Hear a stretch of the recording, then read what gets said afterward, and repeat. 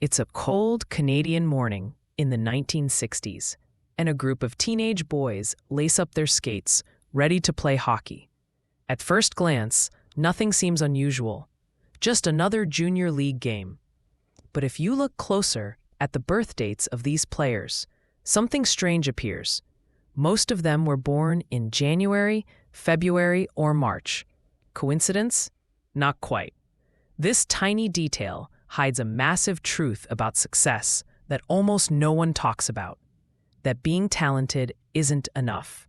That being smart isn't enough. Sometimes, being born at the right time of year is the hidden edge you never knew you needed. Hello, I am Alloy, and welcome to Audiofybooks, where you will find excellent audio summaries of books in a very easy and interesting way. If you want to learn from new books, do subscribe to the channel. Let's get started with today's book. Outliers by Malcolm Gladwell is not just another book about how to succeed. It's about why people succeed, the hidden patterns, the unusual stories, the subtle advantages that turn someone from average to extraordinary. And right from the beginning, Gladwell tells us success is not just about smarts or hard work. It's about opportunity. It's about timing.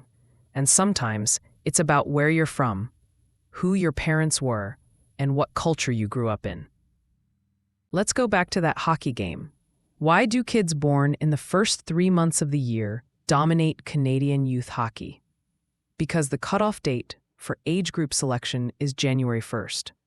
That means kids born in January are slightly older than their peers. They're bigger, stronger, more mature. Coaches notice them. They get better training, more ice time, more attention. And over time, this small head start snowballs into a huge advantage. This is the first lesson of Outliers. Success is often about cumulative advantage. Small, early differences compound over time. Think about this in your life. Maybe someone told you that you weren't good at math, or maybe you were praised for your writing early on. Those small nudges can shape everything. Gladwell calls these hidden forces the Matthew effect, where the rich get richer and the poor get poorer. Not just in money, but in opportunity. Then comes the 10,000-hour rule, probably the most famous concept from the book. Gladwell dives deep into the lives of masters, the Beatles, Bill Gates, elite violinists. What do they have in common? Immense, focused practice, not just natural talent. The Beatles played over 1,200 live shows before they ever became famous. Bill Gates had access to a computer terminal at his private school in the 1970s, a rarity at the time. And he spent thousands of hours coding before dropping out of Harvard. So what does this mean for you and me? It means success is earned through deliberate. Now, Gladwell takes us on a journey through culture. He explores why Asian students tend to excel at math. It's not about intelligence, it's about cultural legacy. In rice farming societies, success comes from patience, persistence, and precision, traits that carry over into schoolwork. Similarly, he analyzes why Korean airline pilots struggled with communication, and how fixing cultural norms around authority improved flight safety. One of the most touching parts of the book is the story of Christopher Langan, a man with an IQ higher than Einstein's. But Langan didn't come from a wealthy or supportive background. He lacked social capital.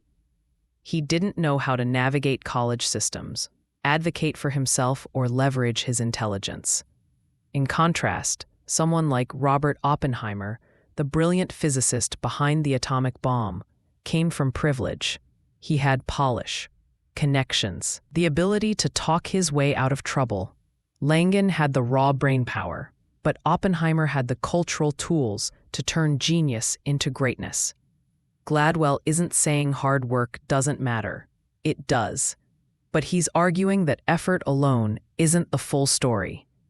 If we only celebrate the person who climbed the mountain without asking how they got there, we're missing the truth.